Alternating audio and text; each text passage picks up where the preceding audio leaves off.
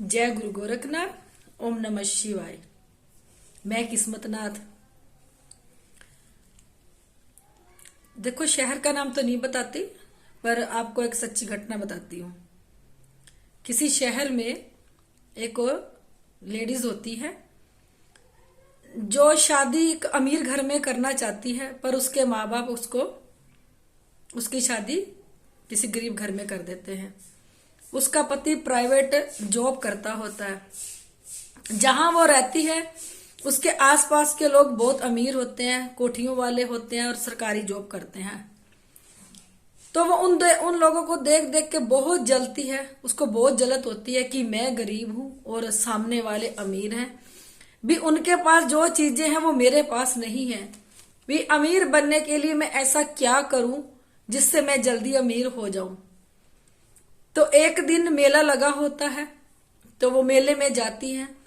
वहां पे बुक्स बेचने वाले होते हैं, किताबें बेचने वाले आए होते हैं।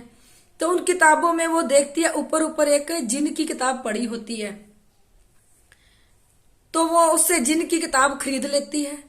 घर जाके वो जिन की किताब को पढ़ना शुरू करती है कि जिन कैसे मिलता है, जिन को कहाँ से लिया जाता है और जिन से काम कैसे करवाया जाता है, उसमें सब लिखा था। तो वो एक मौलवी का पता लगवाती है। तो उसे एक मौलवी मिल जाता है। तो उस मौलवी के पास जाती है, उसे कहती है कि मुझे एक जिन चाहिए जो मेरा काम करे और मैं जल्दी से अमीर होना चाहती हूँ। आप मुझे जिन कितने का दोगे? उसने पैसे बता दिए कि इतने इतने पैसों में मैं जिन देता हूँ। वो वापस घर जाती है। अगले दिन फिर पैसे इकट्ठे करके जाती है जिन को लेने के लिए। तो जब वो उसको जिन देता है तो एक ताबीद बना के देता है। उस ताबीद में वो जिन को मंत्र डाल के बीच में डाल देता है, क्योंकि वो जिन वशीकरण वाला होता है। जब वो जिन को ताबीद में देता है बना के, और उसको एक चीज कहता है कि इस ताबीद को कभी अपने से दूर नहीं करना। जो भी कोई काम कराना, इस ताबीद को अपने गले में बिल्कुल सामने वाले के बिल्कुल सामने रखना, इससे तुम्हारा काम बन जाएगा। दूसरा, अगर यह ताबीद को तुमने खोल के देखा तो जो इसके अंदर जिन है वो तुम्हारे ऊपर आ जाएगा। फिर मेरी गलती नहीं निकालना कि मेरे साथ ये बुरा हो गया। तो इन बातों का तुम ध्यान रखना। तो वो औरत कहती है मौलवी को, ठीक है। वो पैसे देती है और जिन को लेके अपने घर को चल देती है और अपने गले में बांध देती है।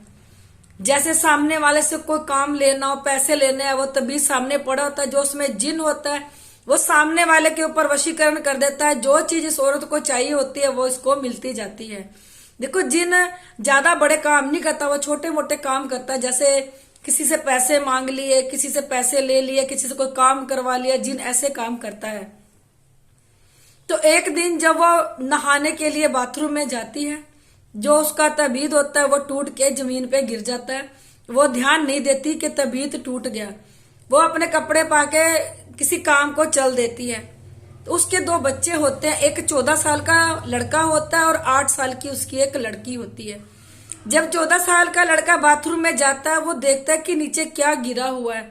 वो जैसे ही उसे उठाता है, उसको बाहर लेके जाता है, तो उसको पत्थर पे मार के उस ताबीद को तोड़ने लगता है कि इस ताबीद में ऐसा क्या है। जब वो ताबीद टूट जाता है तो उसमें से जिन निकल के उसी औरत के ऊपर चला जाता है, जो मौलवी के पास जाके जिन लेके आती है।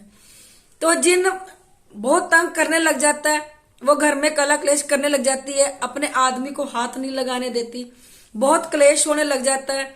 तो फिर धीरे धीरे क्या करता है, वो जिन उसके सिर पे आके बोलने लग जाता है उसके पति को कि ये मेरी पत्नी है, मैं इसको छोड़ूंगा नहीं, इससे दूर रहने तो मैं तुझे भी मार दूंगा। पति बेचारा बहुत परेशान होता है। वो आसपास के कई तांत्रिकों के पास जाता है, तो उसका काम बनता नहीं है। वो बहुत ज्यादा परेशान हो जाता है। वो सोचता है कि मैं ऐसा तांत्रिक कहाँ से लेके आऊं जो मेरी पत्नी के ऊपर से इस जिन को उतार सके। बहुत सोचने के बाद, देखने के बाद उससे एक पता मिलता है। तो उस तांत्रिक के पास जाता है और बात करता है, ऐसे मेरी पत्नी के ऊपर जिन है, उसने वो मेरी पत्नी को अपनी पत्नी बना के रखा है, कृपया करके आप उस जिन को निकाल दो। जब तांत्रिक उसके घर जिन निकालने के लिए जाता है तो जिन आसानी से निकलता नहीं।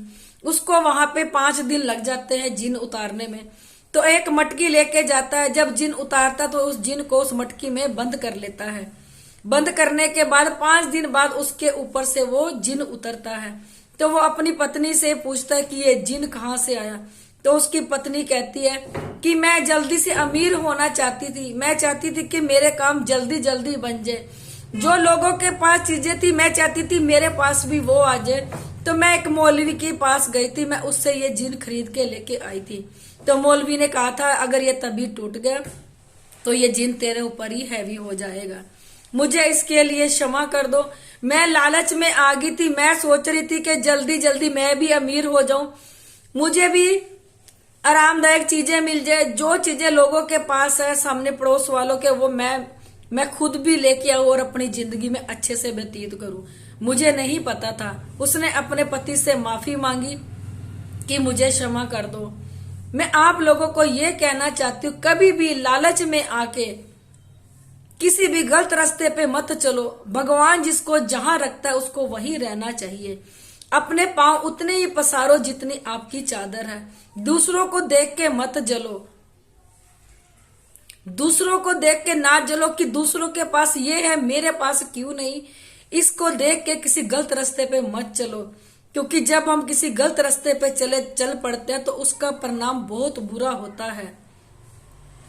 तो मैं आपको बस यही कहना चाहती हूँ, ये उठे सीधे काम ना करो। कोई भी जिन किसी को अमीर नहीं करता। नहीं तो तांत्रिकों के पास तो अनेक जिन है, वो तो अनेक जिनों को लेके बैठे हैं। तो ये तांत्रिक अमीर क्यों नहीं हो रहे? ये तांत्रिक थोड़े थोड़े पैसे ले लेके लोगों पे वशीकरण क्यों कर रहे हैं?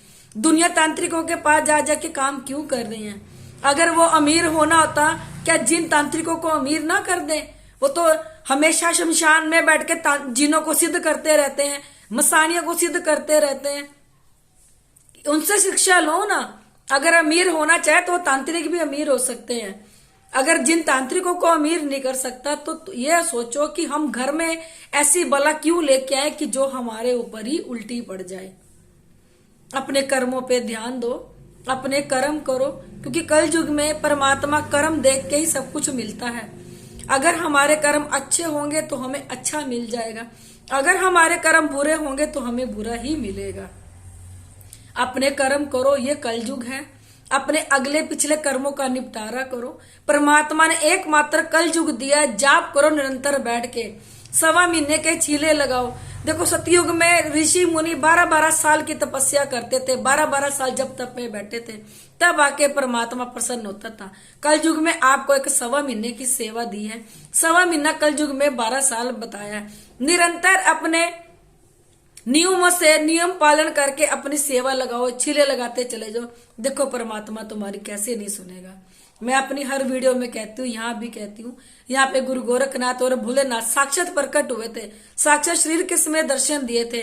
गुरु जी के 12 मुंह थे, भोलेनाथ बच्चे रूप में यहाँ दर्शन दिए थे। यहाँ पे हर सूक्ष्म से सूक्ष्म चीज को देखा जाता है, जो हमारे शरीर के अंदर खून में रम के हमें हमारे खून को काला कर देती है, हमारे अनेक बीमारियों का घर बना देती है।